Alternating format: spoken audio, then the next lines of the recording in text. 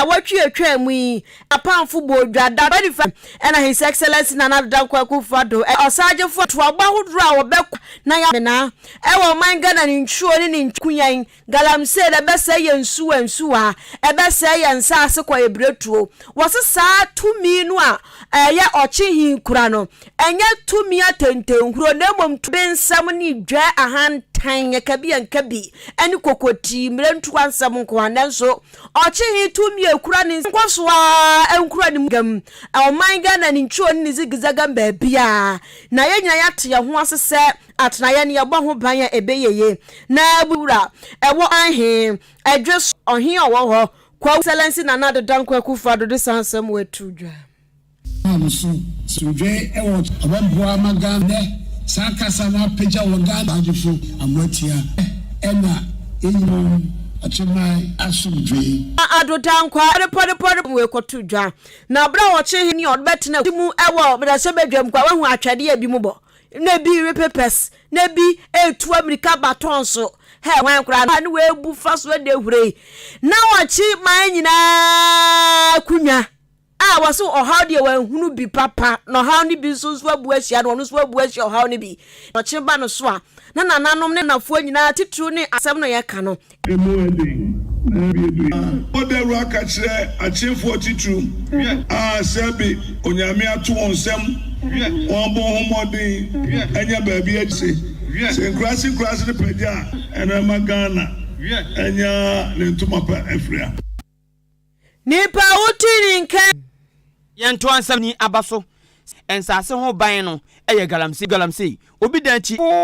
fo penyino no natua kasa wo sunsunsanso boni galamsey sai daache ni si wono mo ne yi mosum to ya enuma wo do bebri anye nipa ba ku bi pe ana mienu ogyebosi amamma ne ento nipa bu sefo de wo mo seyade a wo mo sei nipa dodo ekoba ne se yare bi ono nabuhwam gwa na target sefo nsamo ne omudi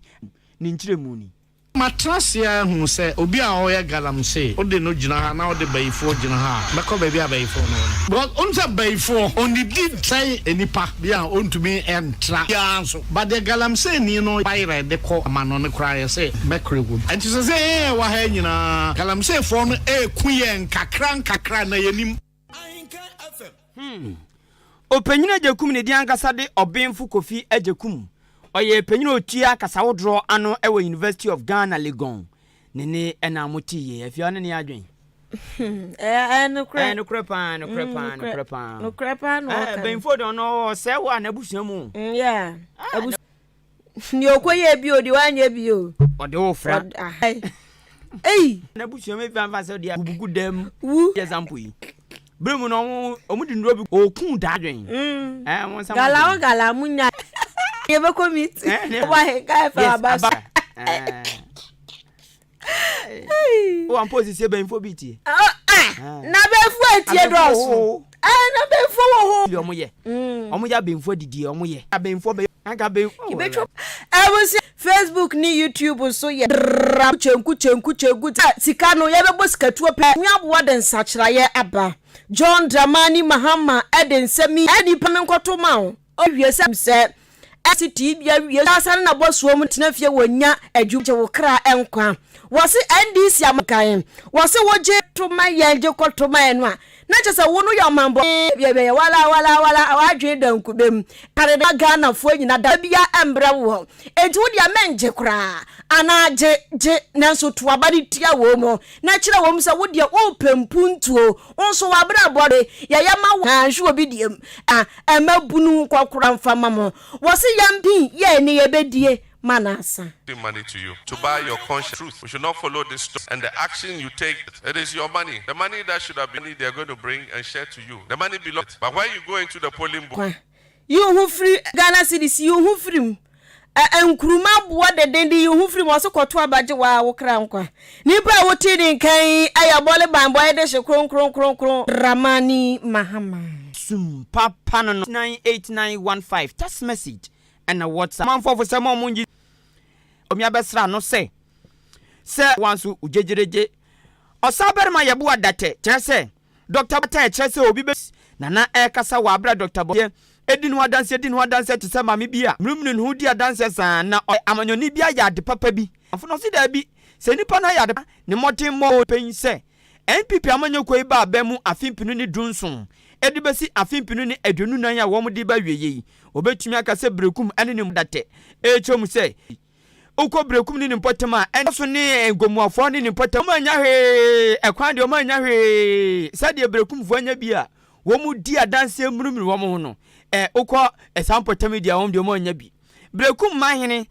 wo mu vice president ekasa eno se NPP amanyoku ya penso wo mo ye kwan no no mo sanso sisi ensu mabre ni du a wo mo nto aba no kasa obetuma ye mpuntuduma nanso na to ebi pian ne de kan brekum damasepa da banyase enema amaya ma brekum ohwe make san ebetumi anyase mo amunim ba bi ewo minim se ombekosfan yi Quran wa ma enema bebre ene ye kukurumpuni ni abesoa acting president ma brekum House of Chiefs ewo bono mantemu nim ewo ensamfu 0533 ahenkan kasebo FM so no nura wono ena de no no ena hwe edom ena mikan wode mamra mu a yedi ya adwuma to ba bi edade a ene yen obetimi de nse ne da etoso du awukwa da ba on ba badane bogumu jeje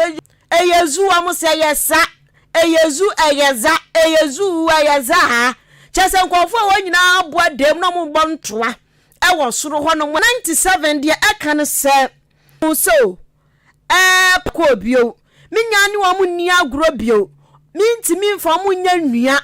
mintimi ni wo mu mabusua wo ya wadwene saa pe edo ho ko ba tim na se da bi 7 no kira se wo sa nipa kwa se sa ye beko eye constituency wo bi asa ese di nkunimu ana onipa foforo no ye san so aba be 97 no ka ni pefe ne wo se wo fe se ya wonom na wo man kochi parliament kwa asetena no MPP fu afan ebeba bedane bo ni ya san ko Is that the end? This must happen if there is machine sanwema we upebia machine sanwema we upebia uko odimi dianet fa garanta baako no watua fa obetua 2000 obetua 2000 se bia 3000 Ghana cedis payment oni e dia amount se fa ko fatua dia kan pepe nanina san ya didi denum ya ni divisional police command divisional police command 05305339 oni odimi dianet na ye di amount ko Facebook fe achira nunsia ambo ne otie papa bibi enso so otie kama Dr. Baumia osi Dr. Baumia na osi said you were John mistake enkoto Facebook live na edibia babatum ewo achem asene nya asem ketwa na afi achem aboabo nso bim so biem ya otie ewa chima boabo apostolic foda no entemu aka wom no age so ayeda ase papa se wa chima boabo washing bewura aka Mr. Too much akura wiei baby o shebia yechi apa ono so Joe Pub Gab o say best news ever Gabi kura ewom ene preacher achim on ekanya mi asem oze on ekanya mi asem yo preachers too Abuabo Church of Christ the odikan ye preacher Yandi michia na wiei na enchia kese pa nso nkoma preacher omane antfoni nyina Dorcas Tebua Abuabo Dorcas friend Tebua Gabi Joe Pub by no yedemasepa chim odan old